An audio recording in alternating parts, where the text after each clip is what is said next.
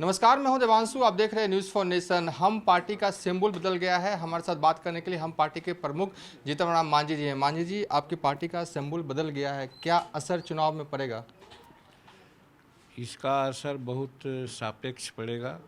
हमको इसका फ़ायदा होगा क्योंकि टेलीफोन जो हमारा चुनाव चिन्ह था, हमारे कोर ग्रुप के लोग चर्चा भी कर रहे थे कि हम लोगों को सिंबल बदल देना चाहिए और किसी कारण से सिंबल किसी दूसरे को दे दिया गया। तब फिर हमारे सामने एक ही ऑप्शन था कि हम और मांगें और थैंक्स देते हैं हम इलेक्शन कमीशन को, जिन्होंने हमको चुनाव चिन्ह कॉमन चुनाव चिन्ह दिया और वो कड़ा ही दिया है। हम समझते हैं कि इससे हमारे लोगों को फ़ायदा होगा क्योंकि ये कॉमन चीज़ है, हर घर में कड़ाही होती है, इसको समझने में और पहचानने में कोई गलती नहीं होगी। इसलिए टेलीफोन छाप से ज़्यादा असरदार जीत हम लोग हासिल करेंगे। लेकिन आपका जो पुराना जो पार्टी चिन्ह था टेलीफोन, वो घर घर पहुंच चुका था, पोस्टरों के माध्यम से प्रखंड स्तर तक, जिला स्तर तक। लेकिन अब दिक्कत नहीं होगी? चुनाव सर पर है, पहुंच जाएगा क्या? देखिए, जो इलेक्शन कमीशन का अपना नॉर्म्स होता है, उस नॉर्म्स को हमने जब पूरा नहीं किया तो उसको चेंज करना ही था। अब रही बात कि उसके बदले में कौन मांगना था, तो हमने मांगा, इसको उन्होंने दिया और कहा तो कि टेलीफोन छाप घर घर पहुंच गया था, वो भी बात ठीक है, लेकिन बहुत दिक्कत हुई है लोगों को समझने में। बहुत सा उसी के सामने किताब, उसी के सामने डेस्क वगैरह रखा रहता था, वो लोग नहीं समझ पाते थे कि टेलीफोन है कि क्या है। और ये कड़ाही तो बहुत स्पष्ट है, इसलिए हमको इससे फ़ायदा होगा और ये आज के मीडिया के युग में, सोशल मीडिया के युग में इसको प्रचारित करने में कोई दिक्कत नहीं होगी।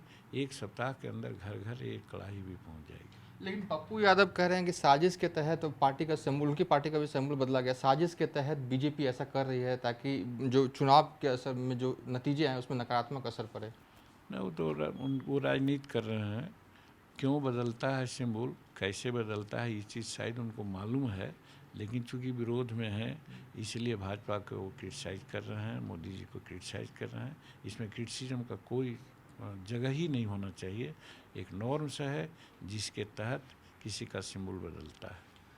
एनडीए में चिराग पासवान और जेडीयू के बीच में तनातनी कम होने का नाम ही नहीं ले रही है। कल फिर उन्होंने एक लेटर लिखा, पलायन का मुद्दा उठाया है। ऐसे में आप भी एनडीए में शामिल हो गए। उसके बाद देखा जा रहा है कि चिराग पासवान के जो तेवर है वो तल्ख हो रहे हैं। क्या ऐसा क्यों हो रहा है आपके आने के बाद? वो उनकी बात है, उनके पर्सनल व्यथा को हम कैसे व्यक्त कर सकते हैं। हम उनको शुभकामना देते हैं। रही बात काम धाम का, जो हिसाब लगाते हैं, तो काम धाम को देखने के लिए उनको पारदर्शी चश्मा से देखना चाहिए, गूगल्स नहीं लगाना चाहिए। गूगल्स लगाएंगे हरा तो हरा दिखेगा, काला लगाएंगे तो काला दिखेगा। अगर सफ़ेद गूगल्स लगाएंगे तो वाकई बात दिखेगी। बिहार में विकास हुए हैं, इसमें कोई शक नहीं। कमियां हो सकती है, कोई नहीं कर सकता, दावा कर सकता है कि हम घर घर और सब लोगों को संतुष्ट कर देंगे। तो इसलिए वो अगर वो कहते हैं तो हम समझते हैं कि वो उनकी बात है, लेकिन वास्तविकता यही, जन जन में यही बात है कि नीतीश कुमार के नेतृत्व में और नरेंद्र मोदी जी के नाम निर्देशन में बिहार को बहुत फ़ायदा हुआ है और बहुत काम हुआ है। आखिरी सवाल है कि आज तेजस्वी यादव ने सीएम नीतीश कुमार से 17 सवाल पूछे हैं, बेरोजगारी का मुद्दा उठाया है। इन सब चीज़ों पे क्या कहेंगे? क्या बिहार में बेरोजगारी बढ़ी है?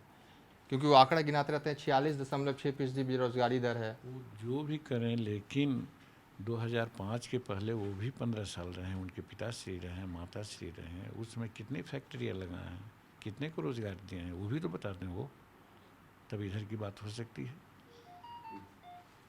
ठीक है, ये थे जीतन राम मांझी, जिनका साफ तौर पर कहना है कि भले ही पार्टी का सिंबल बदल गया हो, लेकिन जो नया सिंबल मिला है कड़ाही, वो जन जन तक पहुंचने में देर नहीं लगेगा।